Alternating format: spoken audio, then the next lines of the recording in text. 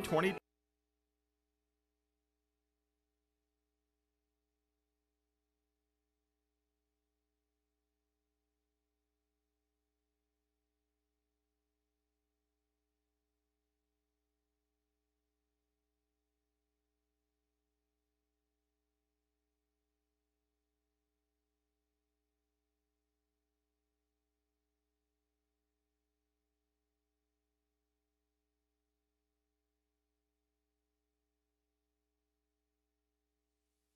Good afternoon. I will call to order the October 11th, 2022 policy session. Thank you for joining us. We'll begin with introducing our interpreter, Carmen Cota. Carmen, would you please say a few words?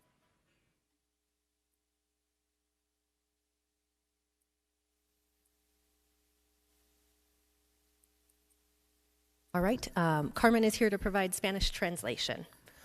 We have next council information and follow-up requests. Council members? Councilwoman Stark, followed by Councilwoman Ansari. Thank you, Mayor. Last Thursday, a devastating 3-alarm fire destroyed an apartment complex in Sunny Slope, affecting about 80 people. The Sunny Slope community members are stepping up to organize donations. The Sunny Slope community groups will have a donation drive this Saturday, October 15th, from 10 a.m. to 2 p.m. at Norton Park, which is at 12th Street and Hatcher, during their GAIN event. Items needed include blankets, household goods, healthy non-perishable food and snacks, bottled water, diapers and wipes, and gift cards for food. Several businesses who are part of the Hatcher Road Business Alliance will also have collection bins during operating hours Monday through Friday, and that includes Cultivate Coffee, Wilderness Tactical Products, Breach Building Supply, and Paw Go Pet Grooming. Additionally, the Washington Elementary School District is collecting items this week at their district office, which is 4650 West Sweetwater Avenue. And then next Thursday, we're going to have the District 3 October Community Coffee Chat. It'll be at Mesquite Library, which is 4525 East Paradise Village Parkway, and our guest speaker will be Cynthia Campbell from Water Services to talk about our water resources, the drought, and conservation. So we hope you'll be able to attend. Coffee and pastries will be provided. Thank you, Mayor. Thank you. Councilwoman Ansari. Thank you. I do have a slide deck. Thank you. And you can just go to the second slide, please. I wanted to start off by giving my deepest condolences to the family and loved ones of Ali Osman. I have watched the critical incident briefing video that we all received on Friday, and this 34-year-old man should be alive and well today. De-escalation practices failed on this day. I watched 2 police officers immediately shoot at a man who looked to me like he was experiencing a mental health crisis for throwing rocks. It's unacceptable.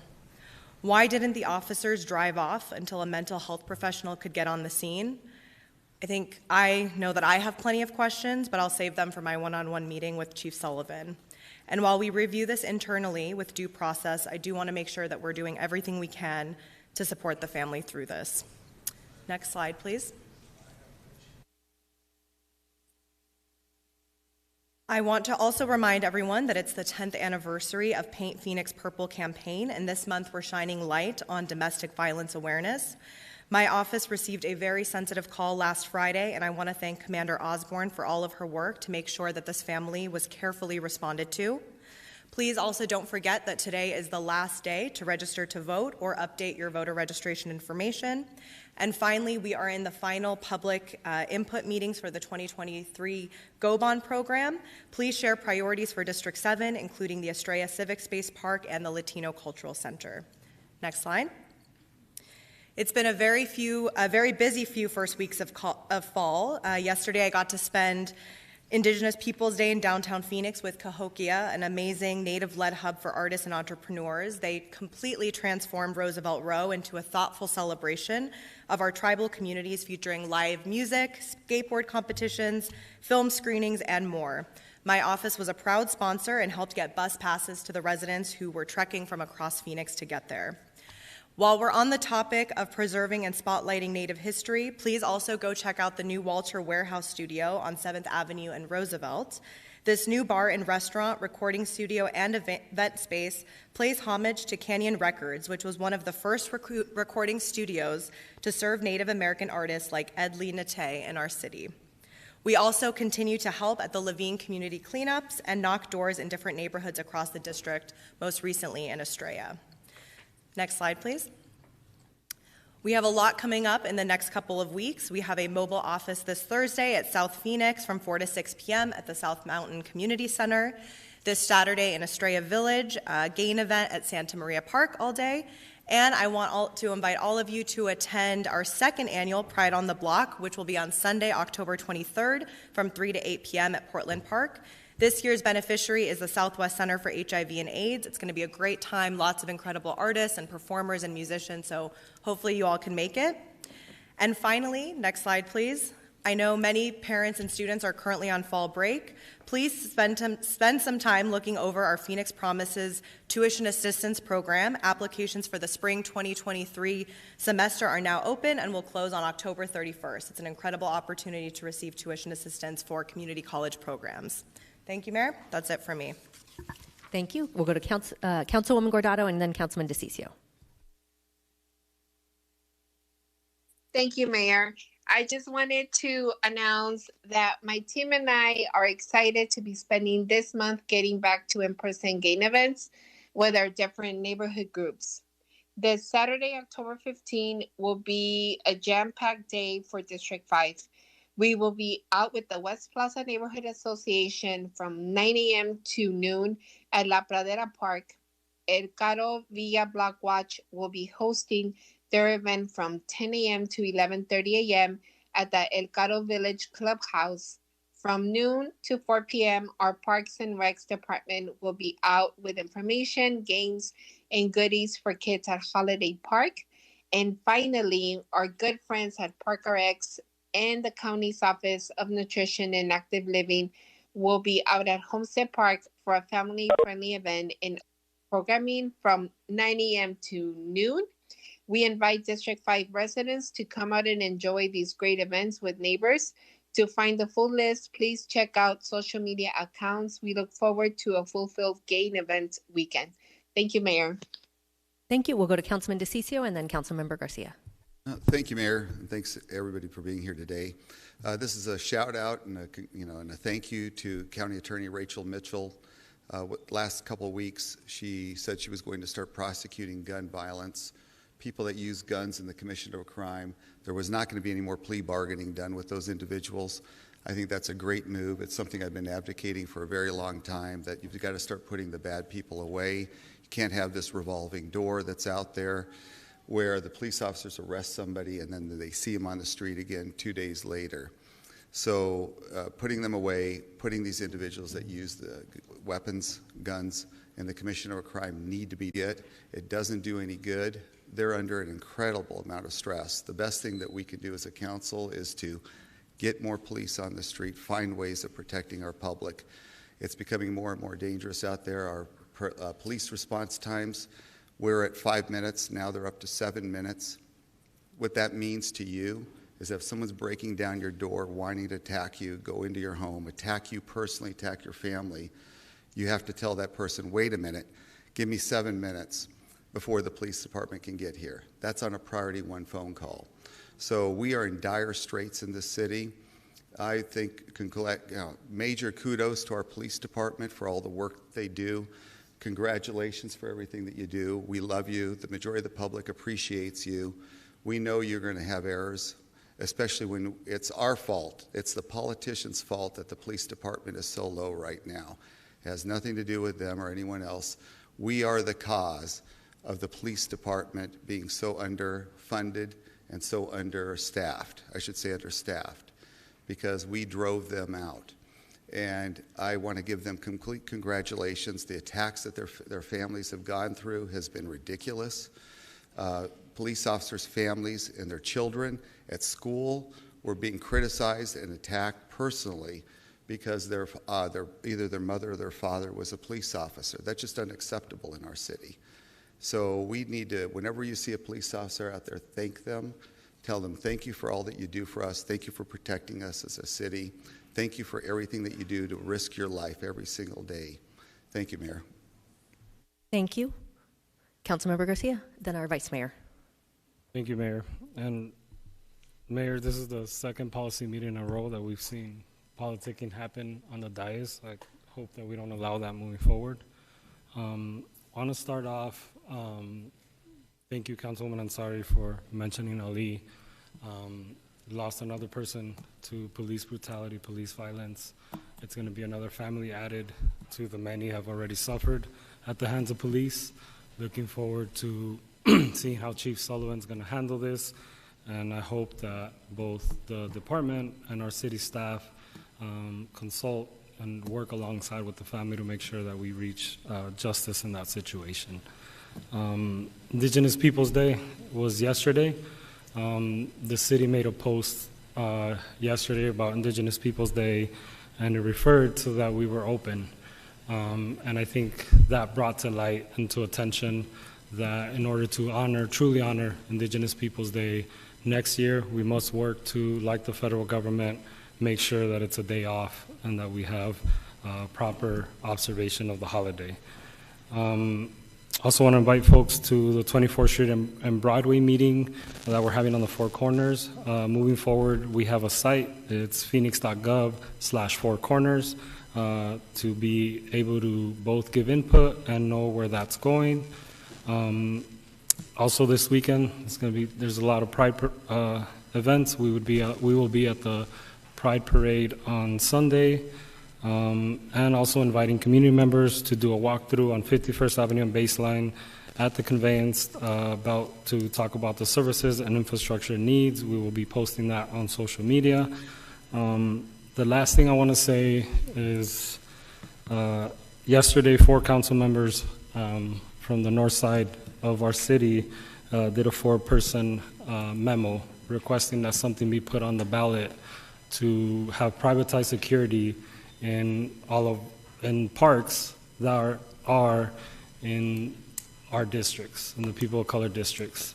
On Indigenous Peoples Day, this happened, and I want to call it to attention and hope that my colleagues understand that they're undermining work that we've done in subcommittee, that staff has done, and that we've done ourselves to make sure that our public parks are safe, and that safety does not just mean enforcement. There's other things that go into it. And so I hope they reconsider trying to do something in the parks that do not belong in their districts. Thank you. Vice Mayor. This morning, we were able to join the Fast Track Cities Conference in Spain. It was exciting in the sense of looking at all the global countries coming together. The mayor, Councilwoman Stark, and I signed the Declaration of Fast Track Cities. So I wanted to put that on record that happened this morning. All the other items have been spoken about, so thank you. Thank you. This morning was a great opportunity for me to get an update on the great work our Fast Track Cities initiative is doing. So thank you to our Vice Mayor and Councilwoman Stark, as well as the entire committee for your leadership in that area. It was exciting to be recognized as part of an international convening. Want to congratulate Councilman O'Brien and her team with support from Councilwoman Stark on a great Double 10 commemoration. Thank you to ASU for hosting us. Congratulations to Phoenix Aviation's Candace Huff, who was recognized as WTS Woman of the Year for her excellence in transportation leadership. We also are marking several milestones in this community, including Phoenix Indian Center at 75 years and Native American Connections at 50 years. So thank you for your leadership in our community and helping make sure that Phoenix and our partners do a good job serving all of our residents. We are home to one of the largest Native American communities of any city. That concludes council information and follow-up requests. I will turn to our city manager. Do you have any reports, budget updates? Mayor, I do not at this time. Thank you. We are now moving to the formal part of our agenda, ordinances, resolutions, and formal action. Will the city clerk please call the roll and read the 24-hour paragraph? Councilwoman Ansari. Here. Councilman DeCiccio. Here. Councilmember Garcia. Here. Councilwoman Guardado, Here. Councilwoman O'Brien, Councilwoman Stark, Here. Councilman Waring, Vice Mayor Pastor, Here. Mayor Gallego. Here. The title of the following resolution number on the agenda was available to the public at least 24 hours prior to this council meeting and therefore may be read by title or agenda item only. Resolution number 22069. Thank you. Our council meeting will include public comments today, and I'll ask our city attorney to explain the role of public comments. Thank you, Mayor. For items on today's agenda for discussion, members of the public may speak for up to 2 minutes to comment on the agenda item. Comments must be related to the agenda item. The City Council and staff cannot discuss or comment on matters related to pending investigation, claims, or litigation. The City Code requires speakers to present their comments in a respectful and courteous manner. Profane language, threats, or personal attacks on members of the public, council members, or staff are not allowed. A person who violates these rules will lose their opportunity to continue to speak. Thank you. And today is a special meeting that I scheduled a week ago. We are now on item 1, resolution declaring council's opposition to the United States Supreme Court decision in the Dobbs versus Jackson case. This item is for discussion and possible action. We will have a brief introduction from our city attorney, Chris Meyer.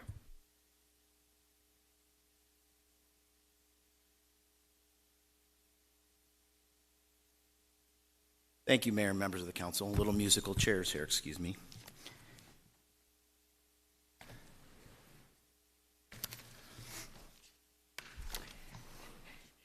Okay, as the mayor said, our item here today is discussion and possible action on a proposed resolution related to the decision in Dobbs v. Jackson Women's Health Organization.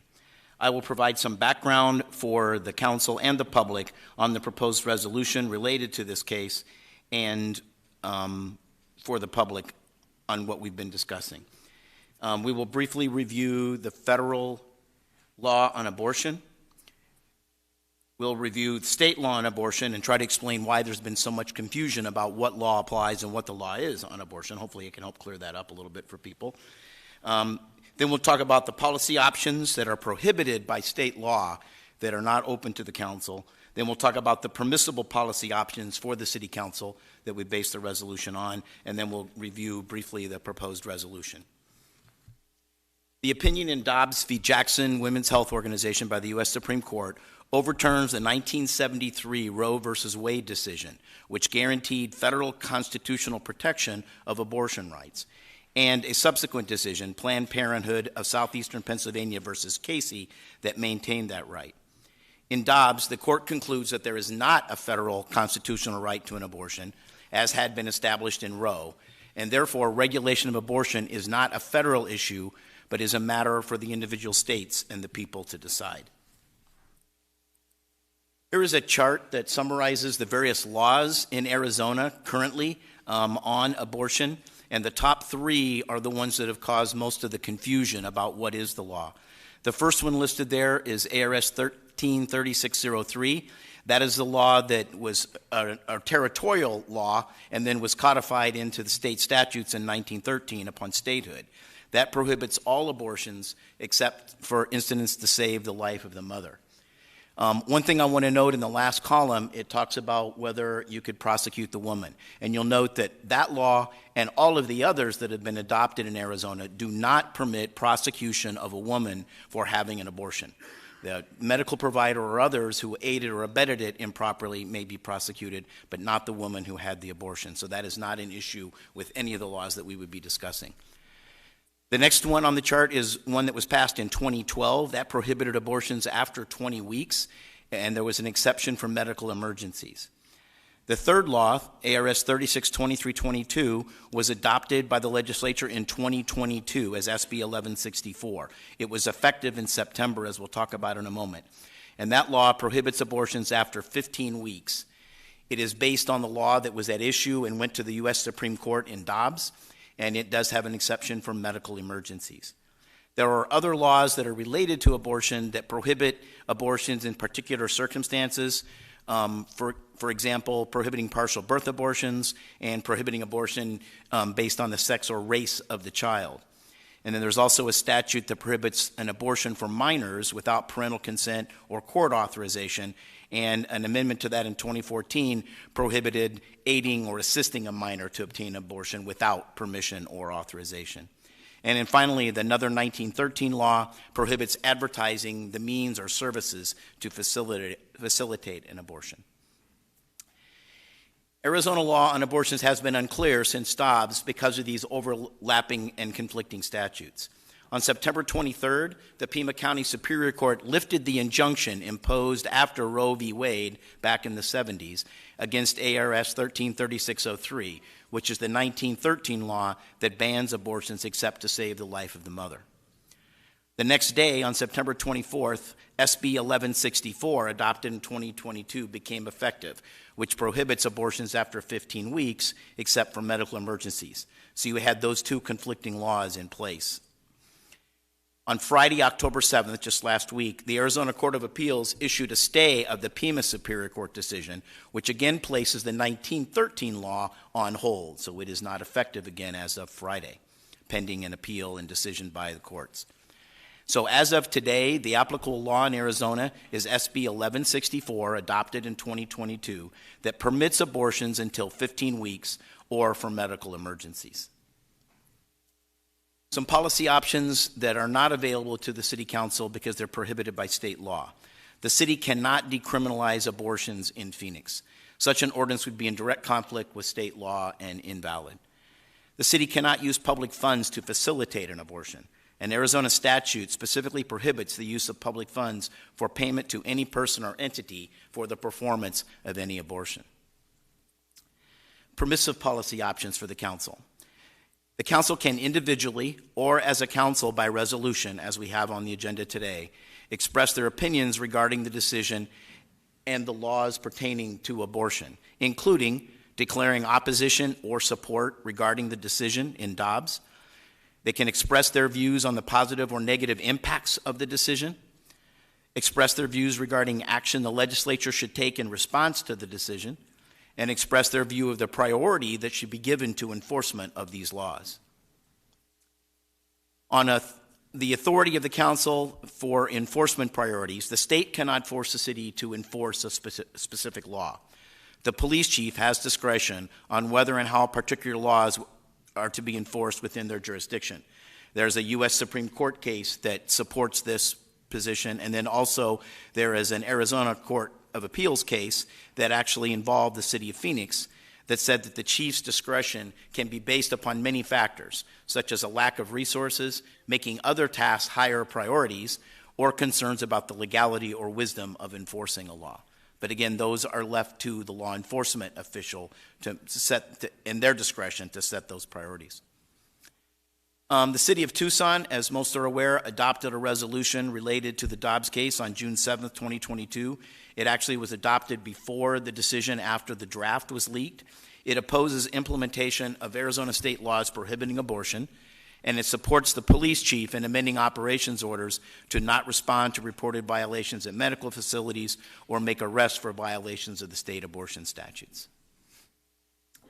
So the proposed Phoenix resolution declares support for the rights of pregnant persons to obtain access to full reproductive health care, including abortion care. It declares opposition to the decision in Dobbs, declares opposition to Arizona laws limiting or denying access to reproductive health care, including abortion care, and limiting the medical emergency exception. It calls on the Arizona legislature to repeal laws limiting or denying access to abortion care and adopt laws to protect full access to reproductive health care, including abortions. Another section supports policies establishing law enforcement priorities to consider the circumstances of each case and the need to protect the physical, psychological, and socioeconomic well-being of persons, pregnant persons, and make investigation or enforcement of reported violations of state abortion law the lowest priority for enforcement. And finally, it directs the city manager to take appropriate steps to implement the resolution and to authorize staff to perform the acts necessary for implementation of the resolution. Be happy to take any questions. Thank you. The council received an extensive amount of e-comments online, all in support of this resolution from a variety of different perspectives ranging from behavioral health to medical. We do have two individuals with virtual comments, which I'll begin with, and then we have an extensive amount of comments in the chambers. So if we could begin with virtual with Denise Link, followed by Sandra Renteria. Good afternoon, Mayor and members of Council. My name is Denise Link, and I live at 4015 North 12th Avenue in Phoenix. And I thank you for the opportunity to speak to the proposed resolution regarding a position on the Dobbs decision. I support the resolution, and I thank you for the proposal. It is essential that the leaders in our community take a stand on issues that impact the health and safety of the public. I've been a women's health nurse practitioner since 1979. I support access to safe, legal abortion. Since the Dobbs decision, that access has been uncertain in Arizona, as was pointed out earlier by our legal consultant. It is important to me as a woman and as a provider of care to those capable of becoming pregnant that our elected representatives are on the record in opposition to the Dobbs decision. I respectfully ask that until the time that access to safe and legal abortion is reinstated, the council pursue those actions that have already been listed, available within the law, to minimize the risk to the health and safety of pregnant people and the risk to those professionals who have an ethical duty to provide health care. Thank you, and thank you for your service to our community. Thank you. Sandra will be next, followed by Nicholas Thomas in chambers. Good afternoon, Mayor and council members. My name is Sandra Renteria. I live at 4602 East Kiowa Street in District 6, and I am in support of the resolution. I base this support on my experience. I retired as an assistant chief 2 years ago for the Phoenix Police Department. And during my tenure, I oversaw the development and implementation of the implementation of the enforcement policy of the state immigration law known as SB 1070.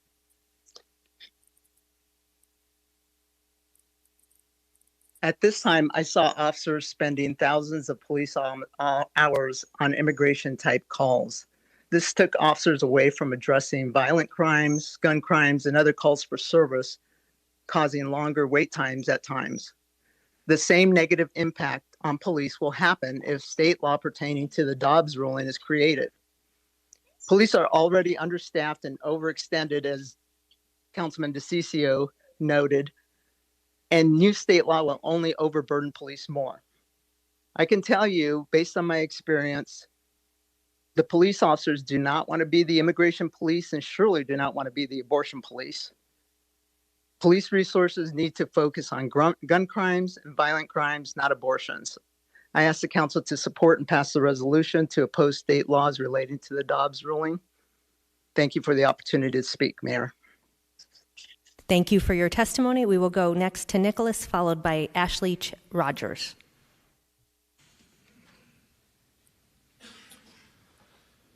Hello, my name is Nick Thomas. I'm from Litchfield Park. I'm standing here today in opposition of the resolution that is presented. I am a Christian.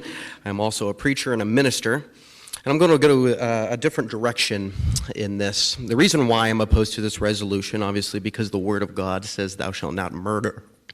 And I believe that the image of God is stamped on every child at the moment of conception, worthy of value, dignity, and respect.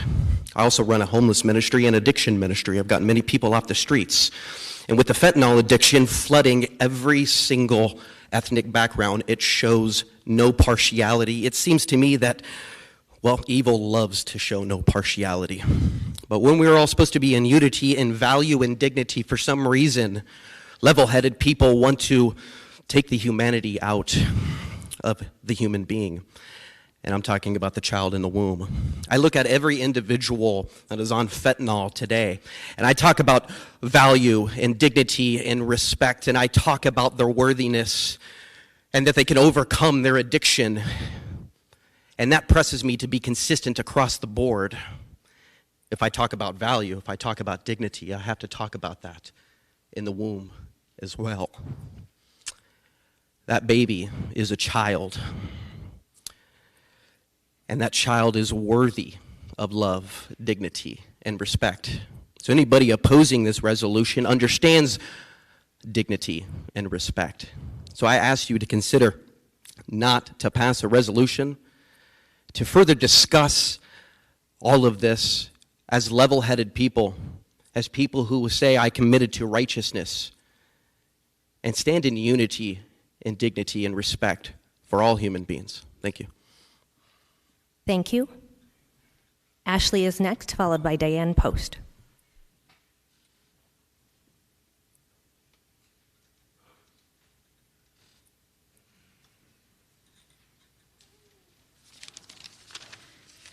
Hi there. My name is Ashley, and I am in opposition to this resolution. When my husband and I lost our first baby in 2011, I learned that everything my culture had taught me about babies in the womb was a lie.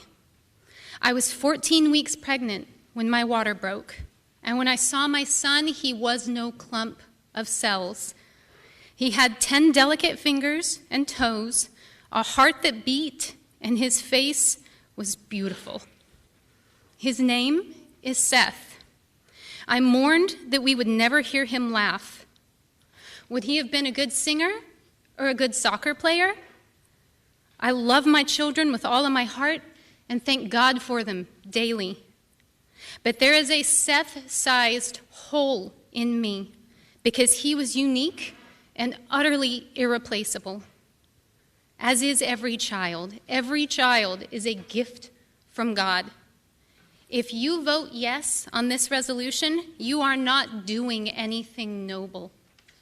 You are not helping anyone, certainly not the babies, nor the bereft mothers, nor even the abortion doctors who cauterize their own consciences with every baby they rip apart. Abortion is a great evil. We are all accountable for the twisted way our culture treats its youngest citizens. But God promises in His word that if my people who are called by my name humble themselves and pray and seek my face and turn from their wicked ways, then I will hear from heaven and will forgive their sin and heal their land. Thank you. Diane is next, followed by Christopher Samuels. Good afternoon. My name is Diane Post. I'm a lawyer. I live at 1826 East Willette, and I'm also the vice president of Central Phoenix Ines Casiano. Now, what the Supreme Court did in Dobbs, overturning women's right to privacy, is criminal. They have lost all legitimacy. They are making a law based on the religious belief of one particular religion. But there is no religious, philosophical, scientific, or medical agreement on when life begins. Therefore, they have no right to make a law that applies to everyone based on one particular religious belief. It violates everyone's religious right. It violates women's liberty rights. It violates women's equality rights. And it makes women into slaves. If you cannot control your own body, if someone else can tell you to do something with your body that you don't want to do, that is a slave. This decision will go down in infamy, like the Dred Scott decision, like the Plessy versus Ferguson decision, like the Korematsu decision, and this court will go down in history as one of the worst. But we won't stand for it. We are not second-class citizens, and we won't be made into them. We will not be enslaved. Men do not control women's bodies. We have no morality police in the United States.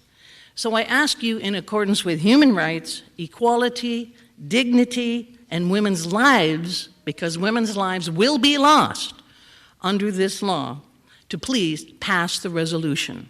Thank you. Christopher Samuels will be next, followed by Candace Samuels.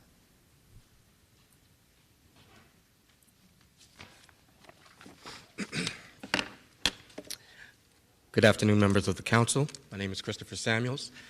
I'm a resident of Santan. Here, we've moved here 2 years ago as refugees of California. I stand here opposed to this resolution, adamantly opposed to this resolution. I've listened here and I've heard discussions regarding justice and fair treatment and how the police should act with equity towards others and seen concern for the well-beings of others, but nothing has been expressed, especially in regards to this resolution, about the concern of the child created in God's image. And I confess that I am a believer, a Christian, saved by Jesus Christ, through whom we have value, through whom we have a standard through which life has value. And that's why I can stand here as a father, a new father at that, where the thought that we could say that it is legitimate and that the city council would consider this a good thing, that we would come alongside and to even reduce the protection that's already on the books in the laws to guard against the ripping apart of children in the womb. There's no more violent crime that's being committed in this country, in this state. So for all the concerns that this should be, and I can't even believe this is worded, that it would restrict or deny abortion, and let's call it what it is, the ripping apart of the child in the womb. And then further on says, abortion-related care to the lowest priority of law enforcement. That is absolutely abominable. This is the highest crime that's being committed, murder of the human being created in God's image, and we should all be concerned. I urge that you reconsider your vote. Thank you. Candace is next, followed by Victoria Lopez.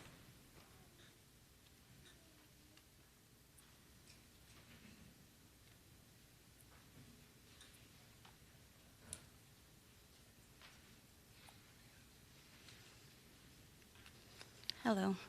My name is Candace Samuels. How's my husband? We just came today to talk to you guys and to stand in opposition against this resolution.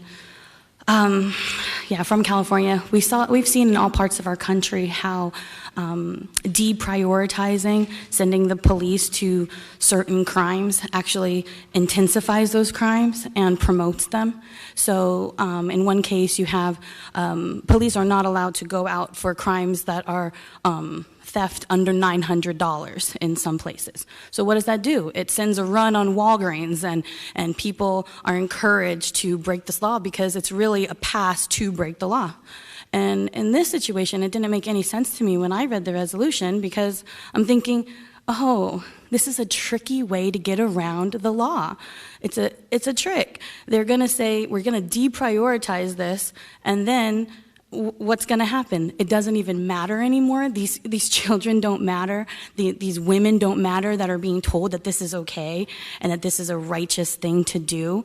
Like, this is absolutely, as my husband said, abominable. It's wrong, and I'm just here to urge you and to plead with you that, we're not standing up as just for ourselves. There are thousands of people, I can't even believe we made it here today, that would want to be here and would want to urge you to please stand up for what our state's law is, instead of trying to do it some kind of sneaky little backdoor resolution to get your way. Thank you. Victoria is next, followed by Daryl Groves.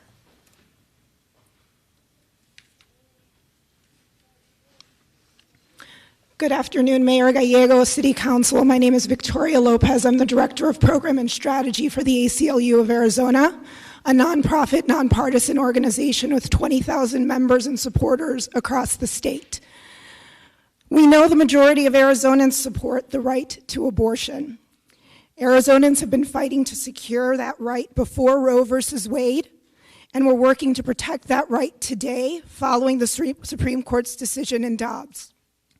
This council has an important role to play, not just in symbolic terms, but in ways that will measurably affect people's lives. The steps taken by the council today are important, and we can do more to show Phoenicians that their right to basic health care will not land them, their doctors, their families, their support networks in jail.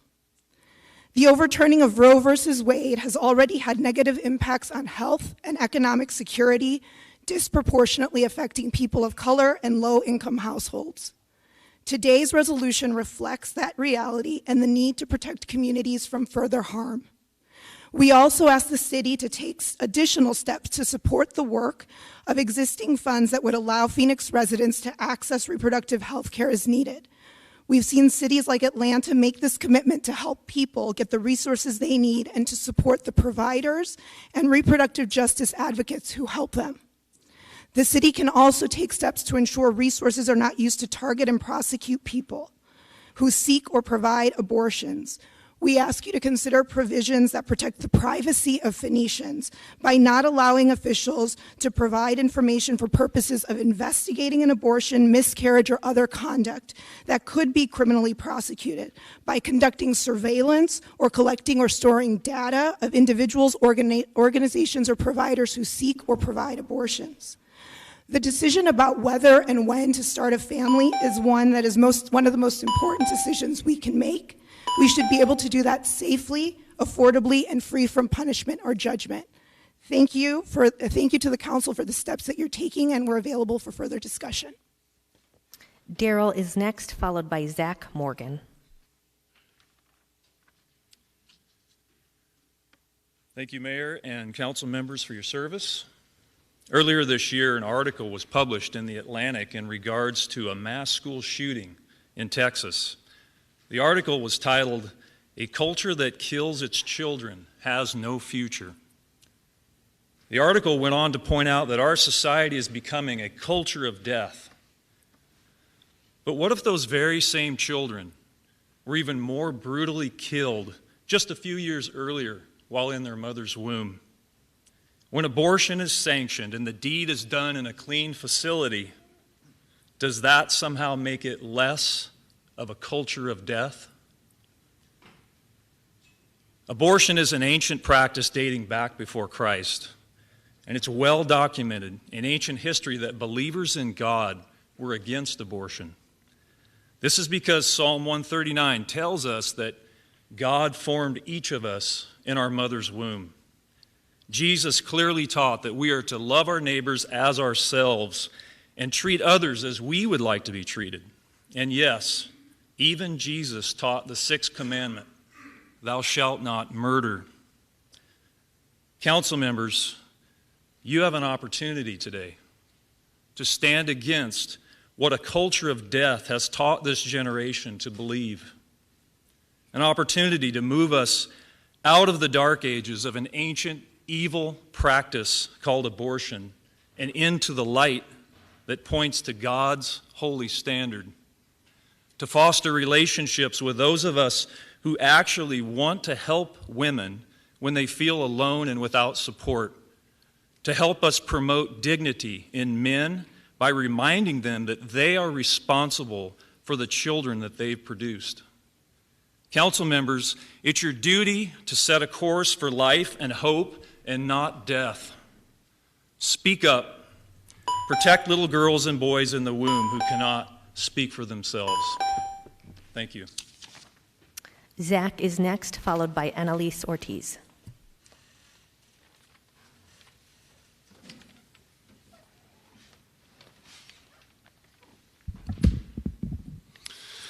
Honorable City Council members, I want to remind you of the oaths of office you took to uphold our state's Constitution. In Article 2, Section 2, it talks about the purpose of government. It says, all political power is inherent in the people, and governments derive their just powers from the consent of the governed and are established to protect and maintain individual rights. So if you vote yes on a resolution that deprioritizes the enforcement of standing abortion laws or seeks to encourage the legislature to rescind state abortion laws that outlaw abortion services, you are in direct violation of the oath that you took, and I would really encourage you to stand down. Why? Because abortion is a premeditated killing of an innocent human being with malice aforethought. It destroys human beings. That's why we're here. You are tasked to protect the innocent human being in and out of the womb, and these acts would betray your highest and most important purpose as an elected official. So in observance of your oath and your official position, you must vote no on any resolution that deprioritizes the enforcement of abortion laws or seeks to encourage the legislature to rescind them. This is a very easy thing to understand. How many future men and women have been killed while you've been in your position of authority? Who would they have been had they been allowed to live? Artists, musicians, doctors, scientists? Was the person created on this planet to cure cancer one of the ones who was aborted? You must do all that you can do to stop the bloodshed, and voting no on a resolution like this is a step in the right direction. Like you who support abortion, I was once like you. I could care less about that baby in the womb. But an amazing thing happened to me. I heard the gospel message about Jesus Christ and what he did in his life and his sacrificial death, and it changed everything. I was brought from death to life, and the blinders fell from my eyes. I could now see how horrendous something like abortion is. But that was only in the wake of God granting me new life and opening up my eyes to the horrible things that I once supported. I'm praying that those of you who now support the murdered babies in the womb would turn to Christ, repent of your sins, and embrace Jesus as Lord. Annalise is next, followed by James Baird.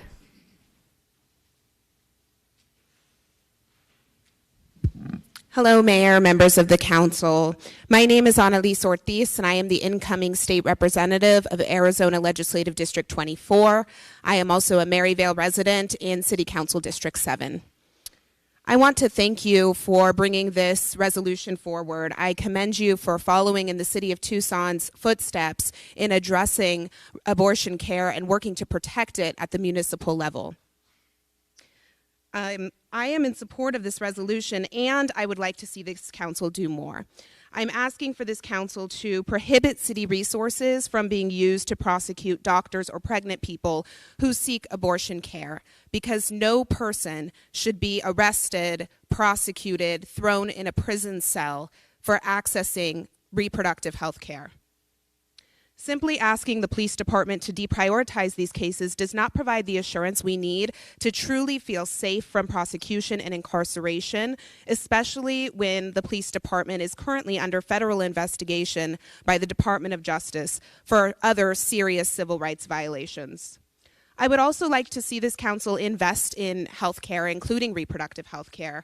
You know, it's communities like mine in Maryvale that are majority people of color who are disproportionately impacted by the racial and socioeconomic disparities in access to reproductive health care. We also are the communities that are historically over-criminalized and over-policed. This means pregnant people in my communities, my neighbors, potentially even myself, will be more likely to need access to abortion while also being more likely to be incarcerated for it. Phoenix is one of the largest cities in the country with a majority Democratic council. You all have done great work you should be very proud of, and now this is an opportunity to set the standard nationwide for what it looks like to protect pregnant people from abortion bans that put their lives at risk and can worsen cycles of abuse and poverty for so many families. Thank you so much. Thank you. James is next, followed by Addison Walker.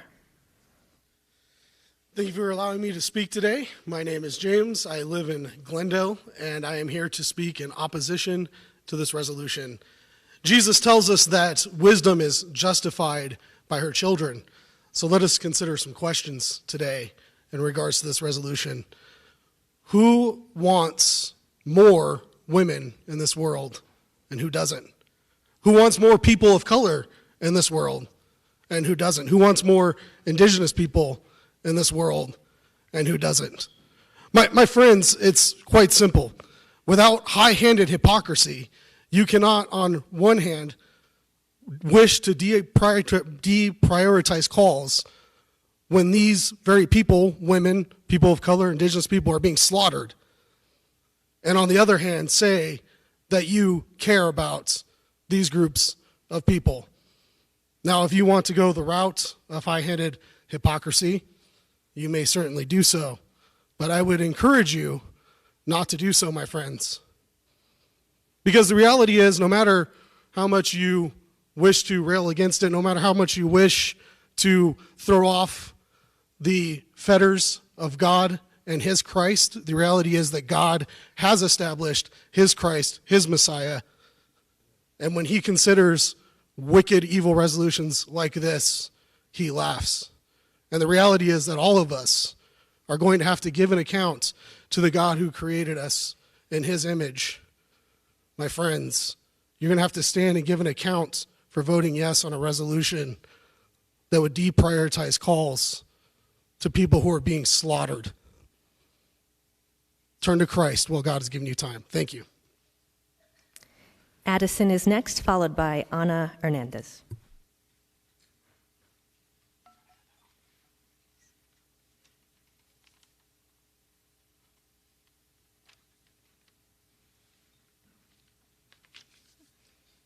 Good afternoon. My name is Addison Walker. I'm 16 years old and was born in the dot of a town, Idabel, Oklahoma.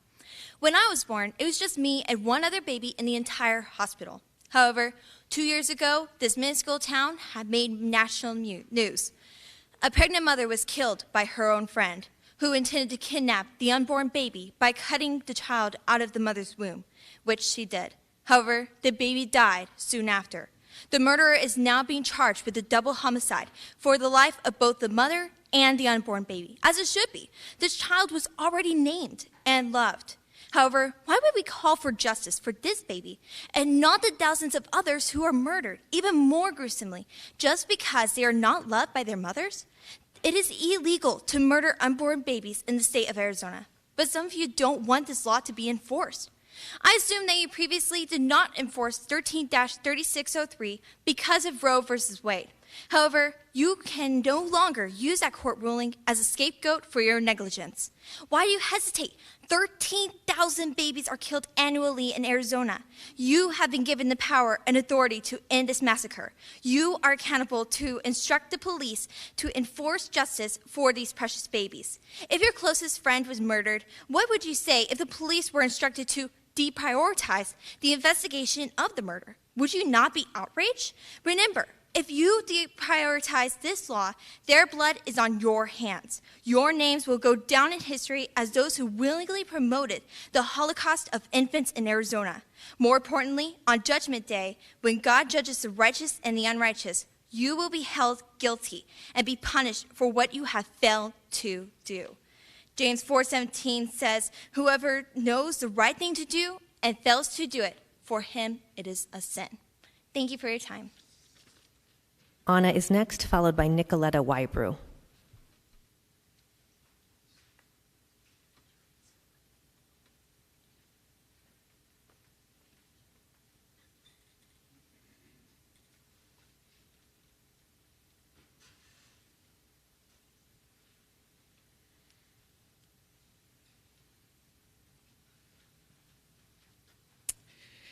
Hi, my name is Ana Hernandez, incoming state senator for Legislative District 24, lifelong resident of Phoenix. I live in Maryville.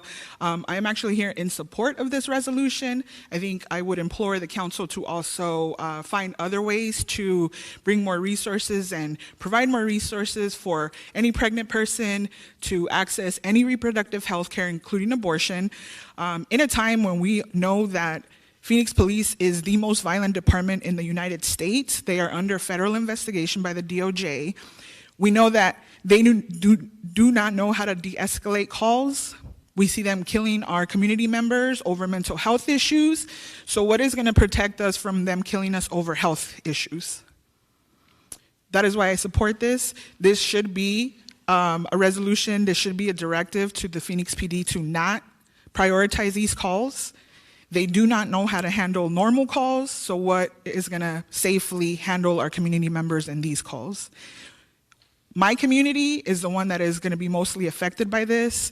We have a predominantly large district of people of color, of marginalized communities, where we already struggle to access reproductive health care and basic health care. We don't have universal preschool. We don't provide a free lunch program for these kids. We don't provide paid family leave for parents to properly raise their child. So why are we going to criminalize our folks from making the decision between them and their healthcare partner on what is best for their lives? So again, I support the decision and would implore the council to find additional ways to also bring more resources and healthcare to all of our communities. Thanks. Nicoletta is next, followed by Cindy Gray.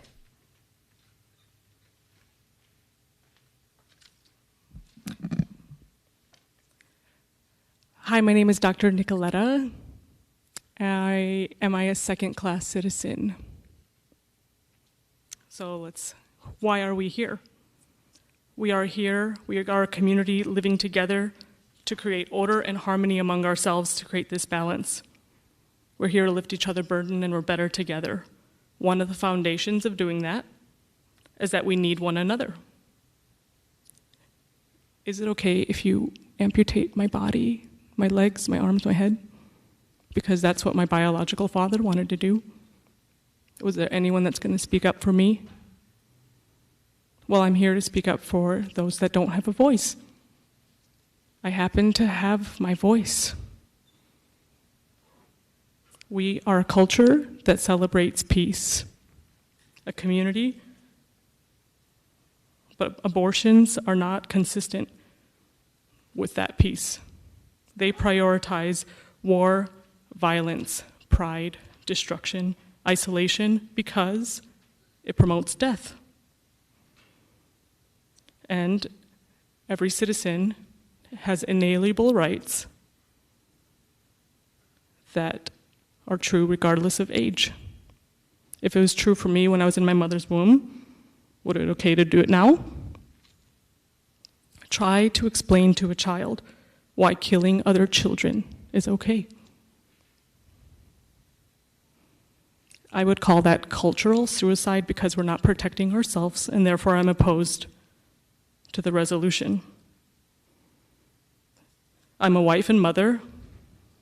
I am a member of the Church of the Living God who sees and hears, and you're hearing my voice because somebody protected me. I'm opposed to the resolution because we need protection. Thank you for standing for people like me. Cindy is next, followed by Paris Wallace.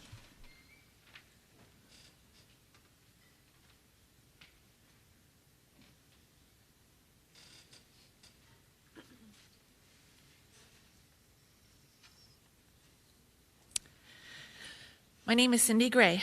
It's a privilege and an honor to speak on behalf of those citizens who are unable to speak out for themselves against Resolution 22069.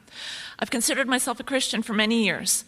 I thought that abortion was wrong, but for a long time felt that I should just keep quiet, let others make their own decision, stay out of their business. Until my eyes were open to the Word of God, He tells us to defend the defenseless. Psalm 82 says, defend the weak and the fatherless. Uphold the cause of the poor and the oppressed. Proverbs 31 says, open your mouth for the speechless and the cause of all who are appointed to die. Open your mouth, judge righteously, and plead the cause of the poor and needy. I think of Nazi Germany. Who dared to speak out against the atrocities that they were witnessing back then? Many were probably too scared or indifferent, their consciences being jaded.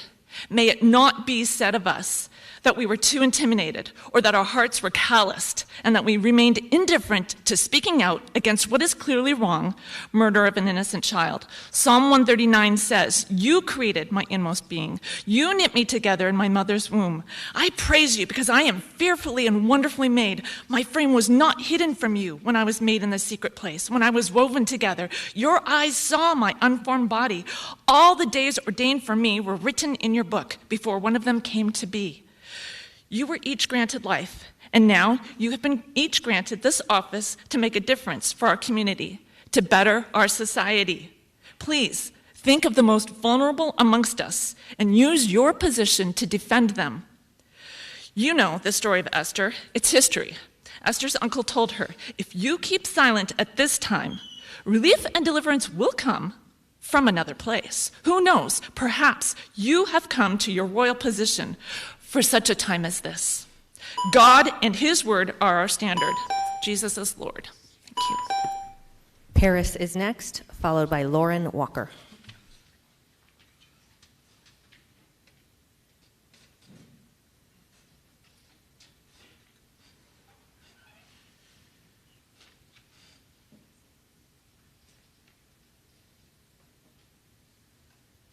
Hello, my name is Paris Wallace. I am a resident of District 4, Laura. I'm the co-chair of the Australia Village Planning Committee, and I am the board secretary for Planned Parent Advocates of Arizona. I have had 3 pregnancies, and I've chosen to have 2 children. Yeah, that means I had an abortion, y'all. I want to first make note that Planned Parenthood endorsed the majority of this council. And you all owe it to your constituents and ours to hold the line. I want this to be perfectly clear and understood. The leadership in Tucson did this before this was even a conversation. They did this first. It would be a major embarrassment if Phoenix, one of the largest cities in the nation that's run by Dems, couldn't get this done and mitigate the harm as best as possible. Criminalizing pregnant people will majorly impact our communities, in particular, the criminalization of Black, Indigenous, low-income, disabled, migrant, elderly, trans, and queer people, and also parents. Whether through the criminalization of poverty, drug use, or abortion services, it just reinforces the culture of violence that Phoenix Police Department and the leadership in Phoenix have continually supported.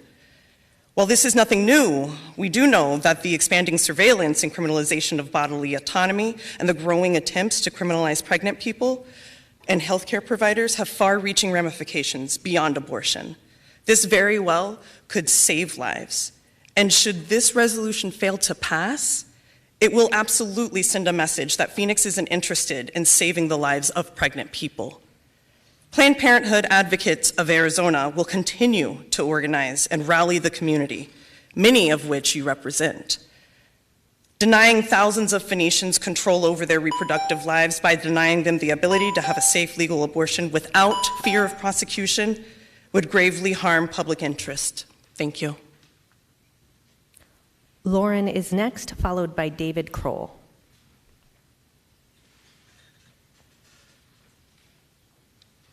Good afternoon. My name is Lauren Walker, and I want to thank you all personally for giving me the opportunity to speak to you today. My personal rights to have an abortion in the state of Arizona have been recently stripped away, although I understand that the ban has been temporarily put on hold.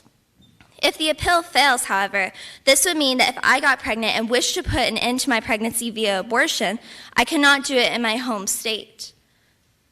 Having full control over my body was a right that has been taken away from me. But should I have had this right to begin with?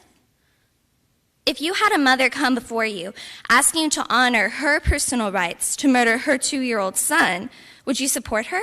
Of course not. We are appalled whenever we hear stories of mothers who drown their children in bathtubs, or leaving them to die in a dumpster, or strangling them to death. But this legislation deems when a child is inside the womb, it is fine to chemically burn them, surgically tear off their limbs, or vacuum them into thousands of pieces. The matter being discussed today is asking you to give women the right to murder their children and instruct the police not to enforce the law. Previously, you justified your belief of a woman's rights in abortion with Roe v. Wade. But Roe is now overturned. You are no longer fighting for the law, but against it. When you cast your vote this afternoon, your name will go down in history as someone who supported the slaughter of innocent children in the womb. I appreciate your deep concerns for my rights as a woman today, but my honest question to you now is, would you have that same conviction for my rights if I was 14 years younger in my mother's womb? I am simply asking you to be consistent and not discriminate against women due to their age, because the most basic right a woman can have is the right to life. Each of our lives are but a vapor in comparison to eternity. All will stand before God and give an account for our actions. Do you want to stand in the presence of the keeper of your soul with the blood of 13,000 innocent children per year on your hands? God has placed you in your seat for a reason, and it's your responsibility to do what's right and to protect the most vulnerable among us. Thank you. David is next, followed by Amanda Melindo.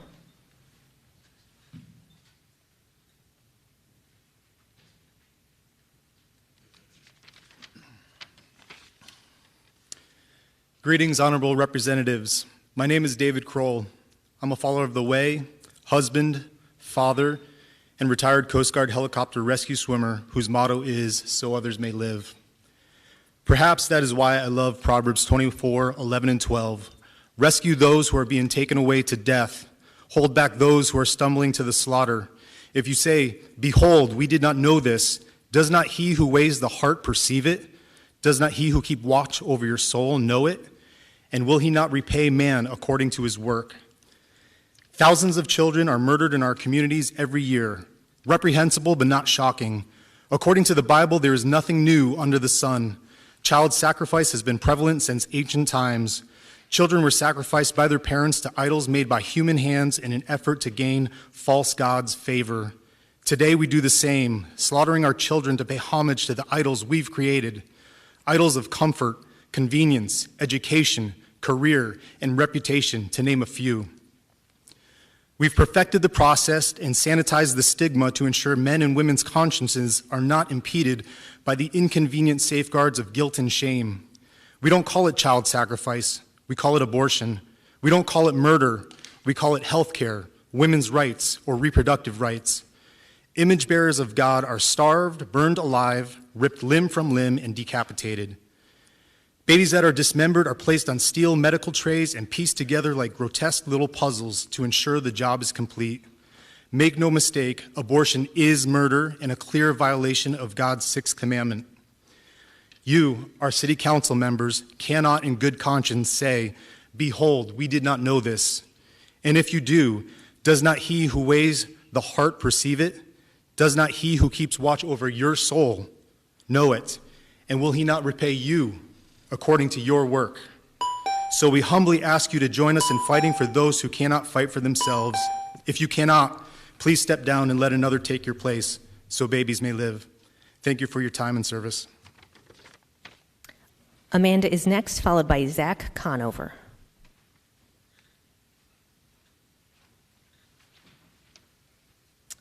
Hello, my name is Amanda Mullendale, and I volunteered with the Abortion Fund of Arizona for 3 years.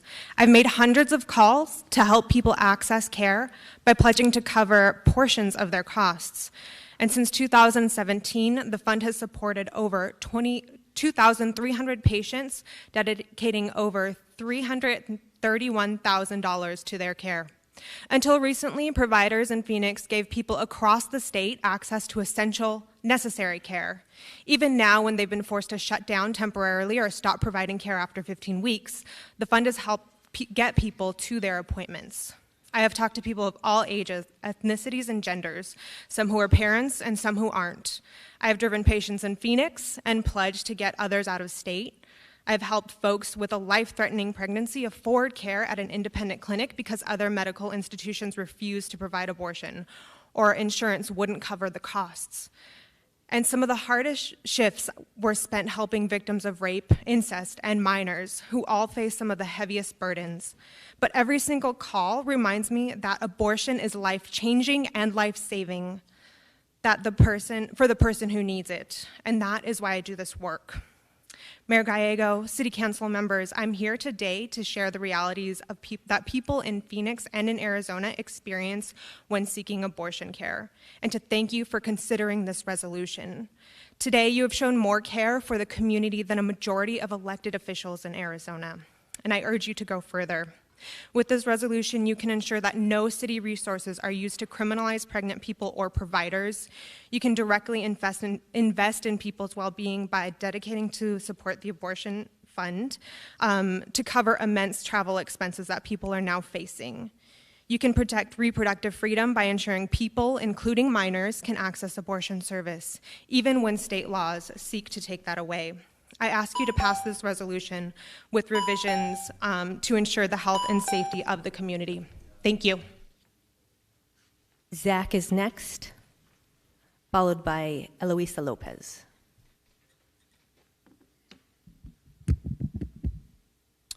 Hello, my name is Zachary Conover, and I speak in opposition to the resolution today. I come before you today as an ambassador of the King before whom all earthly rulers will give an account. I'm here to remind you of your duty to protect life and punish those that would seek to do violence to the innocent. Having spoken here before several times, I recall being told that matters pertaining to the issue of abortion were outside the purview of the city council. But Roe v. Wade is gone now, and so is that excuse. Friends, here we are today with a resolution before us calling on you to defy the Supreme Court and ignore current state law that criminalizes fetal homicide. You are being asked to formally adopt a position that allows the lawless to be unaccountable to justice in the name of exercising their rights. But everyone in this room knows that the right to kill a human being in the womb is as fictitious as the terms pregnant person and reproductive health care. No amount of redefinition or playing with language will change what we all know to be true about the humanity of children in the womb. What we do not know is if there are any men and women on this council with the courage and conviction to do what is right before their Creator. Your God-given office carries the responsibility of promoting a God-given order of society. Lawfulness demands the restraint of hands set on shedding innocent blood and making it the highest priority, not the lowest. Supporting this resolution would force you to violate your oaths and become unfaithful, and I promise you, I do not want that for you today. Those who wish for this resolution to be adopted do not believe in the rule of law. They believe in using legality for the legal destruction of law and order. It's for this reason I implore you today to be wise and obey the Lord Jesus Christ. His innocent blood shed for sinners is the only thing that builds cities and brings peace. The blood of unborn babies can only bring calamity on a people. I'm praying for you today that God would turn your hearts and that you would not deprioritize the protection of the most innocent and defenseless. Thank you so much for your time. Eloisa is next, followed by Jeff Durbin.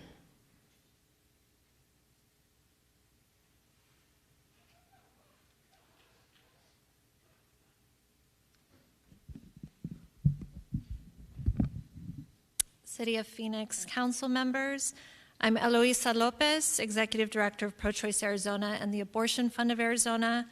I've had abortions and I'm a single parent of 2 children. There are 3 abortion funds that have been serving the state of Arizona for years: Tucson Abortion Support Collective, Indigenous Women Rising, a fund strictly serving Native and Indigenous people, and Our Abortion Fund, which serves the state. Abortion funds exist to fill a gap that the government has refused to fund and support for years. We are community members taking care of our communities because we intimately know the many financial, logistical, and geographical challenges that become barriers to accessing abortion care. The state leadership of Arizona has been eroding rights and access to abortion care for many years. I support an abortion resolution, and Phoenix City Council can do better. Thank you for proposing this resolution today, but it is a base start. As a community organization representing the people we serve, we are calling for a resolution that decriminalizes any pregnancy outcome, including abortion, and ask that you further your commitment to abortion access by investing resources in abortion funds to support with travel expenses. We are the groups on the ground working to ensure people can make it to their abortion appointment, whether that's in-state or out of state. The Department of Health has recorded over 13,000 abortions occurred in 2020. If our state moves to fully ban abortion, imagine 13,000 people needing to travel out of state. The reality is many will not be able to travel, and we estimate 2/3 of abortion seekers will face significant barriers to travel and will be unable to do so without financial support. Since the Dobbs decision in June, we have supported over 313 patients as they navigate this confusing and hostile abortion landscape. People are frightened. These past 4 months, we have already provided $110,365 in funding for patients trying to access health care in and out of state. We urge you to work with community organizations to ensure a better resolution. Thank you. Jeff is next, followed by Lance McMullen.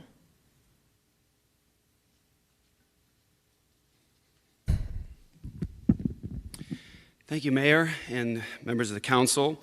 My name is Reverend Jeff Durbin. I'm in opposition today, and I'm a pastor of Apologia Church and the head of End Abortion Now, and I'm a resident of the city of Phoenix. By God's grace, we're the organization that has actually put in the bills of abolition and criminalization across the United States of America, including Louisiana, Texas, Arizona, Pennsylvania, Colorado, and there's more coming. We also filed the amicus brief in the Dobbs case that defeated Roe.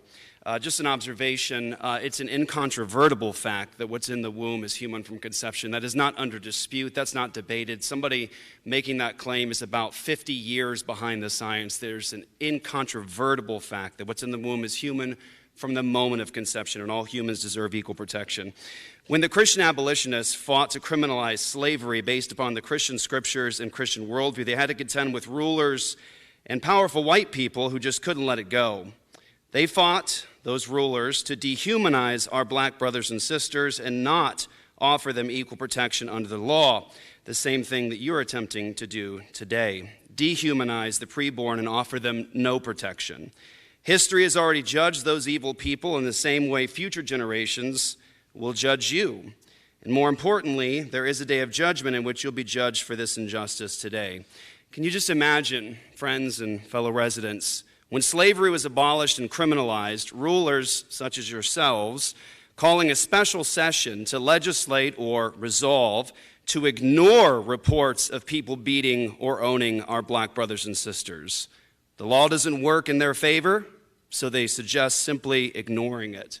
Scripture says, those who hate me love death. Nothing could be clearer than that today.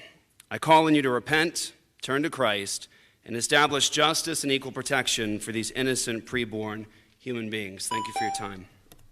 Lance is next, followed by Joanne Day.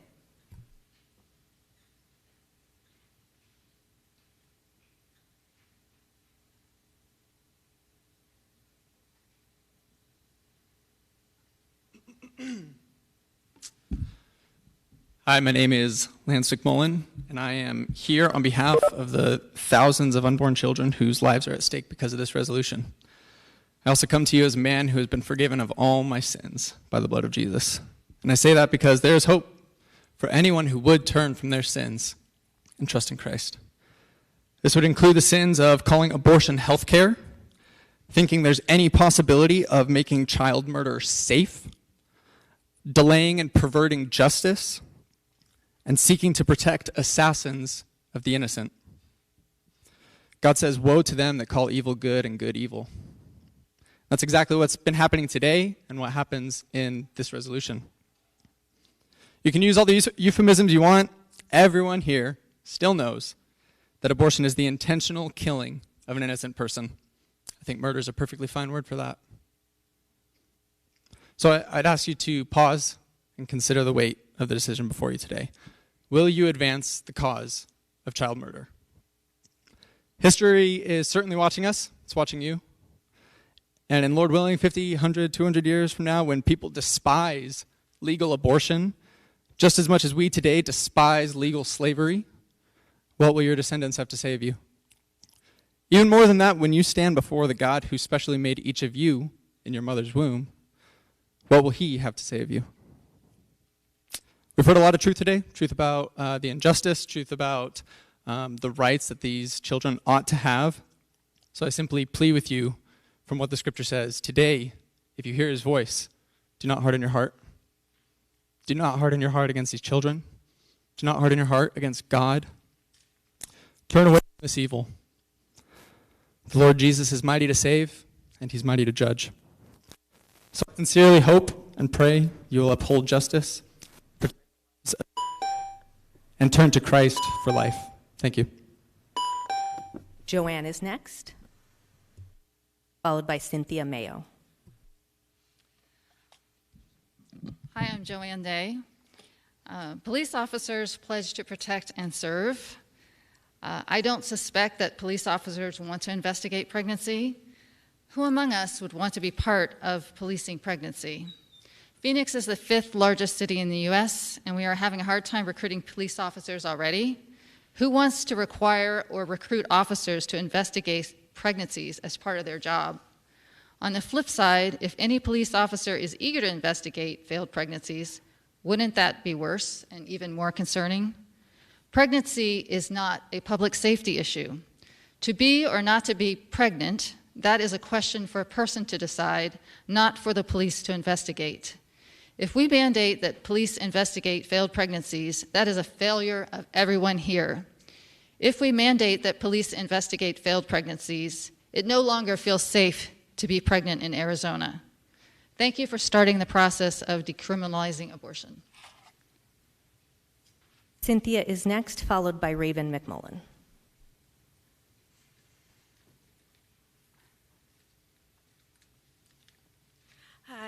Hi, thank you for letting me speak today. I'm speaking in opposition to this bill. I am a Black, pro-life Christian woman, and first of all, I want to point out that what Planned Parenthood and the pro-choice community has done is basically redefined what a human being is and said that it is not a human being until it reaches a certain point or until it's out of the womb. So once again, Black babies are being told they're no longer human unless they reach a certain point. Number two, I hear a lot about how this is going to affect minorities and how we should help pregnant women. We should help pregnant women. My mom was a single mom. She had me and my brother when she was my age. I had to watch my mom work like a dog just to afford daycare, afford groceries, afford to put food on the table, clothes on me and my brother's backs. Why, maybe instead of this bill, we should be considering getting more help for single moms. And number two, what you're basically saying is, by not upholding this law, is saying that we're going to deprioritize murder and not enforce the law. So please, I ask you to enforce this law and uphold the value and the dignity of all babies, especially Black babies. Thank you. Raven will be our final speaker today.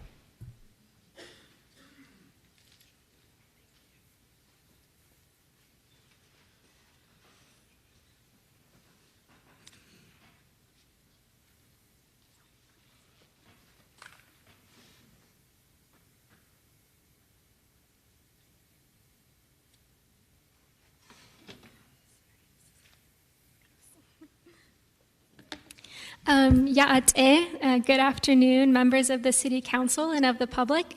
My name is Raven McMullen, and I come to you first and foremost today as a follower of Jesus Christ. I also come to you as a proud member of the Navajo Nation. I am born of the Black-Streaked Wood people, born for the Water Flows Together clan, and I also come to you today in opposition of the resolution presented here today. Yesterday, the City of Phoenix acknowledged Indigenous Peoples Day, citing it as a day to honor the past, present, and future of Native peoples across the country.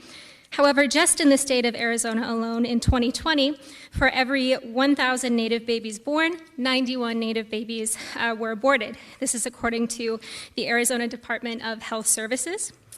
The God of all creation, who loves his creation, says that life begins at conception. My invaluable worth as a Native girl, as a Native woman, as a human being, began there right away.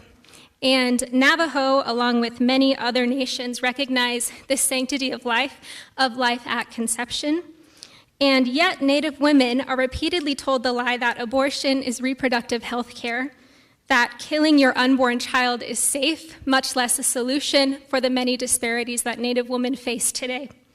Again, if the city wants to truly honor Native peoples past, present, and future, if the city wants to seek justice and correct oppression respectfully, it's going to take much more than a day off from work on Indigenous Peoples Day. It's going to take the equal protection of our unborn.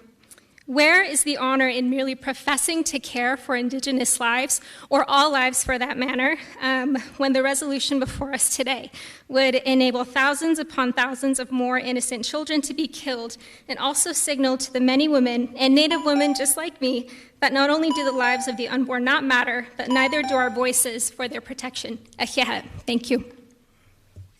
That concludes the public testimony portion of today's meeting. Thank you to everyone who provided testimony, including those who shared personal experiences to inform our conversation. I'll turn to Councilwoman Ansari. Thank you, Mayor. I move to approve the proposed resolution. Second. We have a motion and a second. Councilmember comments and questions. Councilwoman Ansari. Thank you. I will start with a couple of questions that I have for Chris and then for Jeff. Just based on a lot of the commentary that happened today around legality, I was hoping you could again clarify, I know you said this in your presentation, but clarify again exactly what a city in the state of Arizona has authority over as it relates to our police department or anything else that we make a decision about on the council. Mayor, Councilman Ansari, specifically about the authority the council has over the law enforcement and police. As I pointed out in the cases, the Supreme Court case and Arizona court cases give the authority to decide priority of law enforcement to the specific law enforcement officer, in our case, the chief of police. That is not given to the city council. So it is up to the law enforcement officer to decide those priorities. The council can express their support or their desire about what they want those policies to be, which is what this resolution does. And when it comes to enforcement, obviously there are thousands of laws on the books in the state of Arizona that would be practically impossible for any police department to be able to address everything. What does that look like, and is it true that already today there's not enforcement of every single law? Mayor, Councilman Ansari, yes, that is correct. There are literally hundreds or thousands of laws in the books. Not all of those, unfortunately, are able to be investigated and resolved. So this resolution would place some of those cases for investigating abortion into the low priority ones that would not get investigative time, as would other types of calls that currently come in that there just aren't the resources to investigate or the factual information to investigate. Okay. And then I know several folks asked about abortion funds, and that is something that I am very personally interested in. Can you explain the legal barriers currently in place for a city to be able to support an abortion fund, and what would have to change for us to be able to do that? Yes, Mayor, Councilwoman Ansari, there is, in Arizona, unlike some other states, there is a specific statute, and that is ARS 35-196.02, that prohibits the use of public funds to facilitate, pay for, support an abortion, procure an abortion. And what would the consequence be if we were to establish something that is clearly against that law? There could be several consequences, Councilwoman. It depends on how it would be enforced. I mean, there could be criminal actions against it. We could lose federal funding if it or state funding if it came through a 1487. There's a myriad of things that could happen. Mostly potential loss of funding and/or penalties, civil penalties for doing that. And for that to change in the future, if that was something that Phoenix wanted to pursue down the line, is that something that the state legislature would have to change? Mayor, Councilman, sorry, yes, that's correct. That's something that the state legislature would have to change to amend that statute to allow these types of things to be done. Okay, thank you. And then the final question I have at the moment is in regard to implementation. I think for those who have seen the resolution or maybe haven't, the final point about it is about directing the city manager to make sure that this is properly implemented. So we're obviously putting a lot of trust into you and your team to be able to do that. Can you tell us a little bit about what you intend to do if this resolution is to pass today? Mayor, members of the council, Councilwoman Ansari, good question.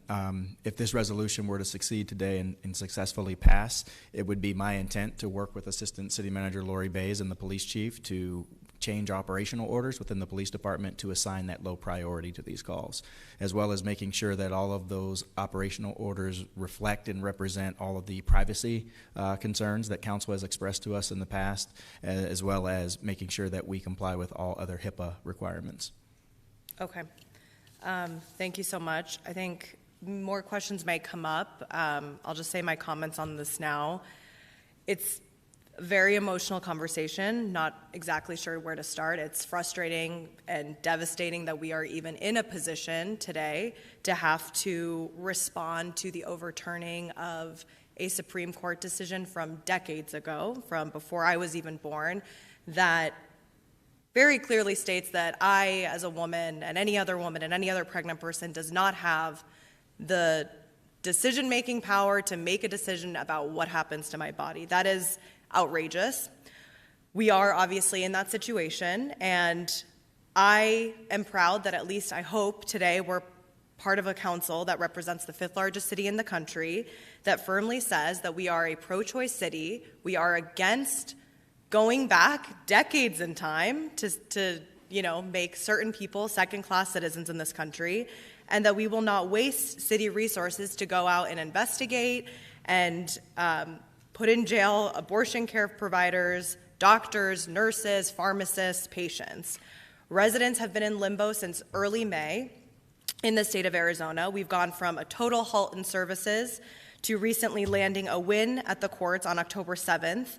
And currently, abortion access has resumed. And I want to really thank Planned Parenthood Advocates of Arizona, Pro-Choice Arizona, Abortion Fund of Arizona, and all of the other organizers across our state who have worked so tirelessly long before this ever came to be. And we've been in this horrific situation, but long before. But thank you so much for standing up for abortion rights throughout the state.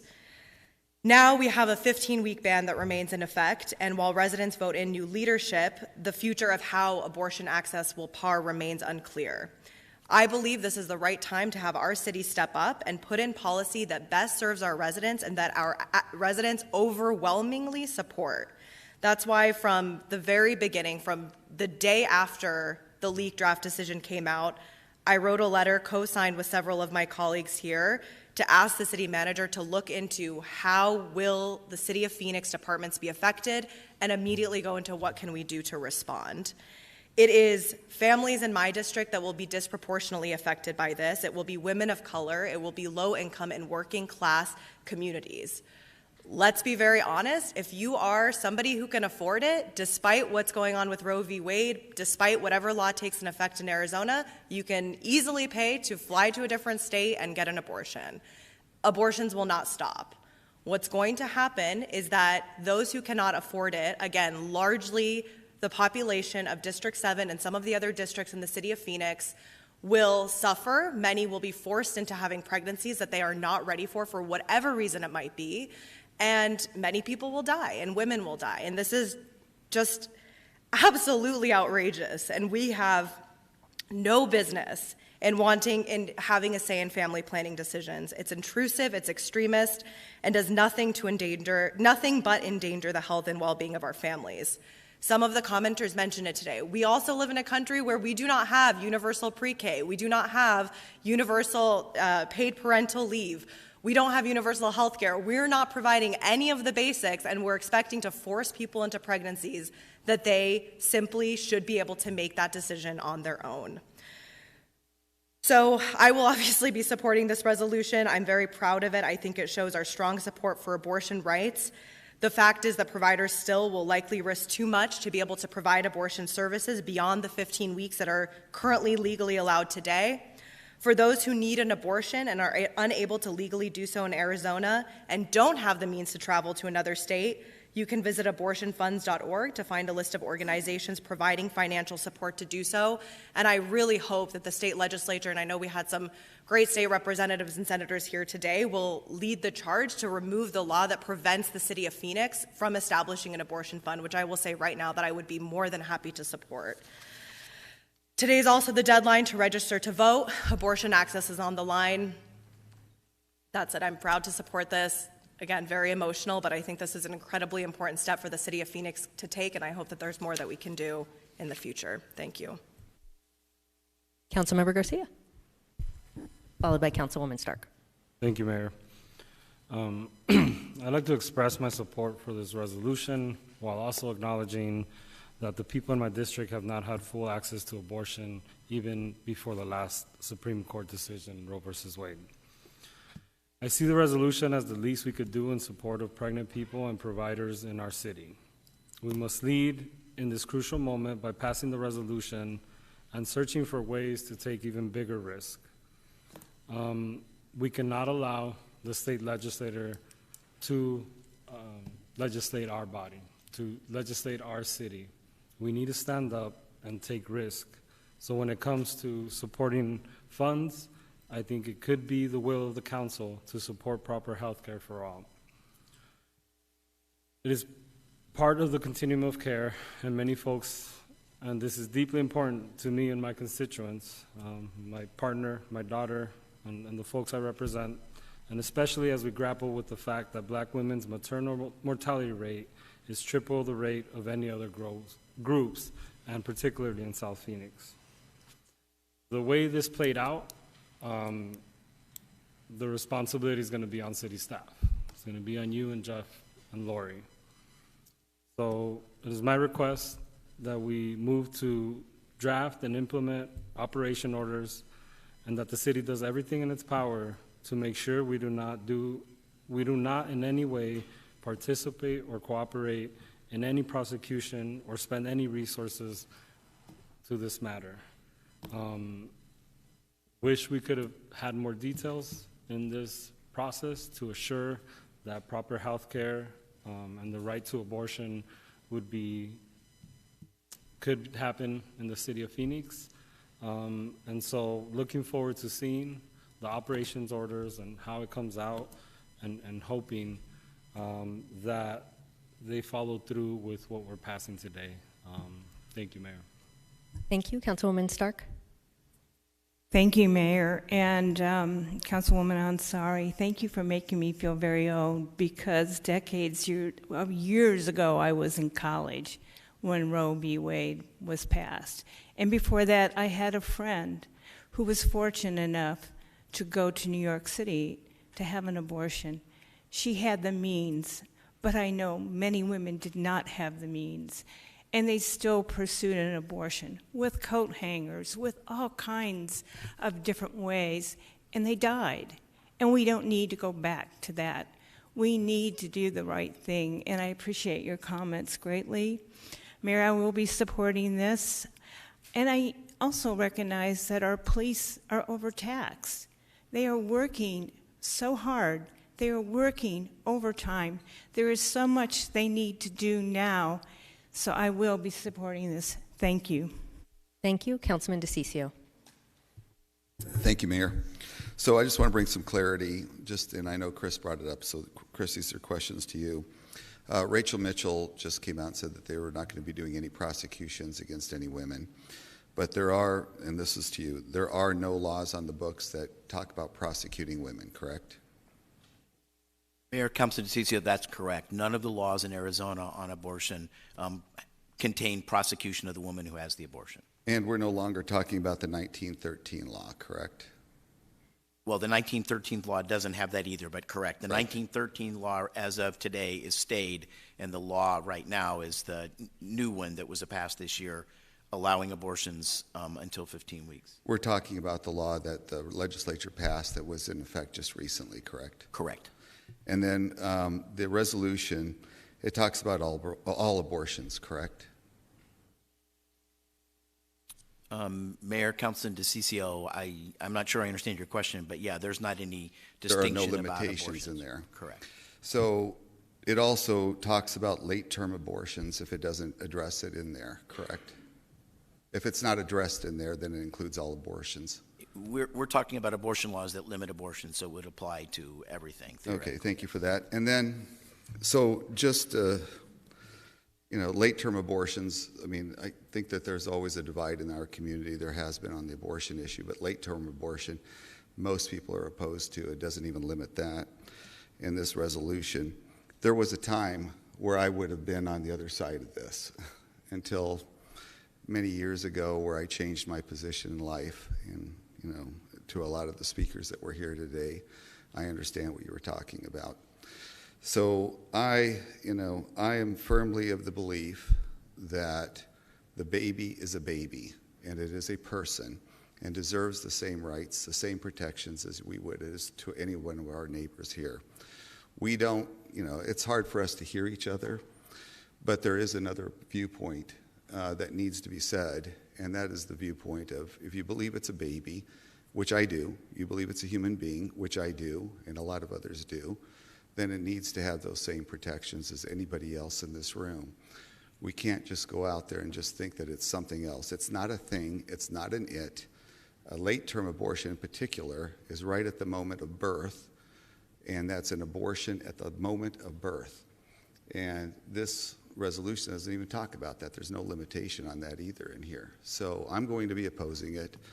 I may be the only one, maybe there might be a couple of us in opposition to this, but at the end of the day, there is another viewpoint out there that believes that this is a true baby. It is a true human being. It deserves to be protected. It deserves the same rights that all of us do. Thank you, Mayor. Councilwoman Guardado. Thank you, Mayor. I just had a question for Chris. Chris, on this resolution or in the future, is there anything, and given a lot of the comments that a lot of the folks have had here today, can we as a council approve or put into this ordinance that refuses to allocate city resources to criminalize or prosecute pregnant people or healthcare providers for receiving or providing an abortion?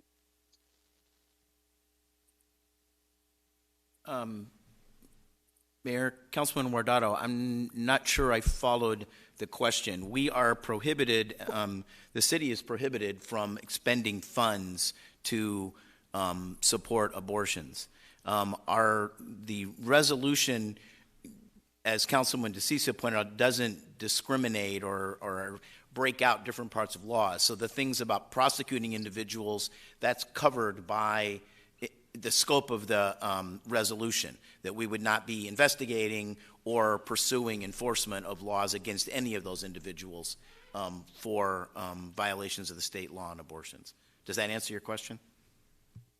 It does in a sense, but couldn't we just spell it out a little bit more that as a city, we would not use any resources instead of saying that we would put it on the low priority list?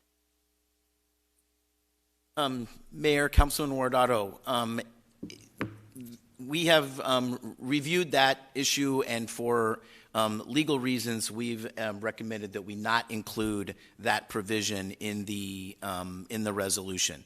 It, in effect, not doing any enforcement or taking any actions in a lot of ways resolves the issue of spending money. If you're not taking any actions resolved on it, you're also not spending any resources on it. But I'd be happy to brief you on that more fully. Got it. Okay, well, I'm also going to be supporting this as well. I think that, I have a lot of the people that have spoken today, I resonate with them. As a mom of two young boys, I understand where everyone is coming from, and I definitely believe like people in Maryville and a lot of the other areas in my district will definitely be hard hit with this. So I will be supporting this today. Thank you, Mayor. Thank you. I will also be supporting today's resolution. We are making an important decision about how we prioritize resources today. We're sending a message that we are not going to spend resources investigating or arresting doctors, nurses, pharmacists. We want to be a city that makes it easier for women and all of our residents to get good health care, and we want to support and encourage people to go in the healthcare professions. In Arizona, we have two conflicting laws regarding abortion that are being litigated, and both criminalize women and providers in the cases of abortions. Like many Phoenicians and Arizonans, I wholeheartedly disagree with the Supreme Court's decision in Dodds and with those state laws. Our role here at the city is on directing and prioritizing resources, and today we're going to take an important step to doing so. We have a huge amount of challenges before our city. This says that we are going to focus on issues such as gun crime and not on arresting doctors, nurses, pharmacists. Do we have any additional comments? Roll call. Ansari? Yes. DeCiccio? No. Garcia? Yes. Guardado? Yes. Stark? Yes. Waring? No. Pastor? Yes. Gallego? Yes. Passes 6-2. By a 6-2 vote, the Phoenix City Council has set our priorities related to women's reproductive health. We are adjourned.